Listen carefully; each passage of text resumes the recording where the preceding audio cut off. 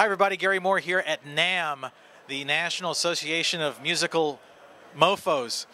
And we have with us today, well, you can recognize, you've seen this lady. Kids, it's Orianthi. Welcome. Hello. Welcome to KLOS. How you doing? Welcome back to NAMM. Now, you're an all-pro at this in a way, even though you're very young and you're very beautiful. You've been to NAMM many, many times before, correct? My 9th year. 9th year, see? I'm feeling quite You're one of the here. darlings of NAMM, aren't you? Well, it's every year, and it's great because sometimes you don't see sort of your friends for about a year because we're all on tour. Right. And this is like the big catch-up. Good way to meet up and everything. So it's kind of, you know, signing, meeting all the fans and everything. But it's also like a major sort of social event for all musicians, and we're all just hanging out. And yeah, so I was here yesterday signing for a bit, and tonight I'm playing a show. It's like this private party with Mike Campbell. It's going to be fun. Can't wait. Now, you're going, I've seen her somewhere before.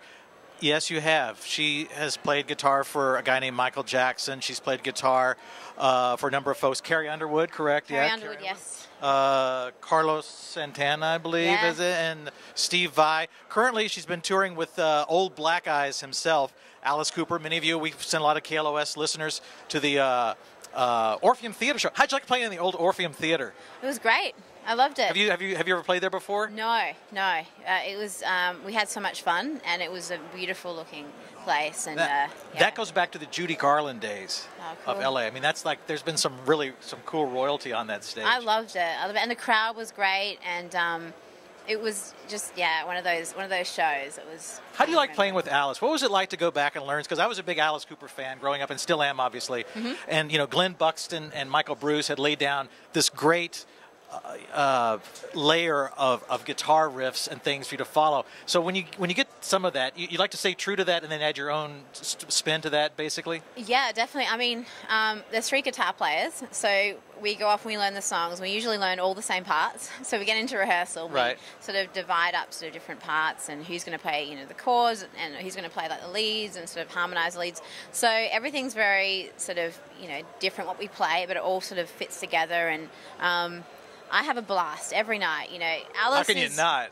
Alice is amazing. He's such a wonderful person, an incredible entertainer, and very inspiring. Because every night, 110%, he just goes out there. Once he gets into character, though, you have to be careful of the knives.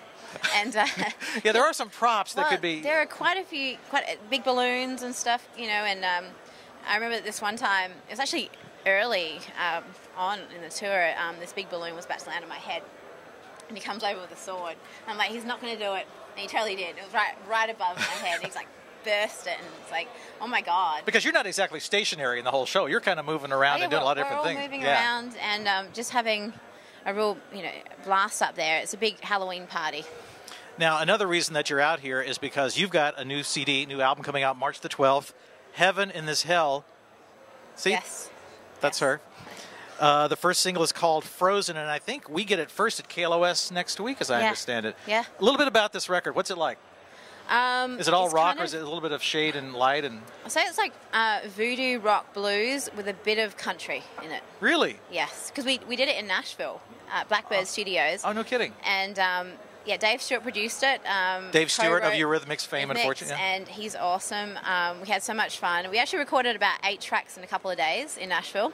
The musicians are so good over there. Because you know what you're doing. When you get with people who know what they're doing, it goes by pretty fast, doesn't it? It was so great. I listened to a bit of the demo, and they just started playing in this big room, and I was in another sort of booth, and we just recorded them all really fast. So, do you plan a tour with this, or are you going to go back out with Alice? What's your schedule now for the next bit? Both. So I'm hoping to sort of play some shows before I start up with Alice again at the end of the year. And yeah, just sort of do a bunch of promo for this record. And this is kind of we started it about a year ago and finished it up not too long ago. So yeah, just a lot of fun making this album. And it's very different from, I shouldn't say very, very different from the last one, because the last record, I believe, has elements of rock and blues in it. But this is more down that sort of alley. Give me the description again. Voodoo rock blues. Voodoo rock blues. But still commercial. It's not like weird. Commercial voodoo rock blues, yeah. Which is like a good genre, I think, that you can definitely dominate. Okay. You know? Congratulations. It's very nice to meet you. Continue great success, and thanks for coming by and saying hi to us on KLOS.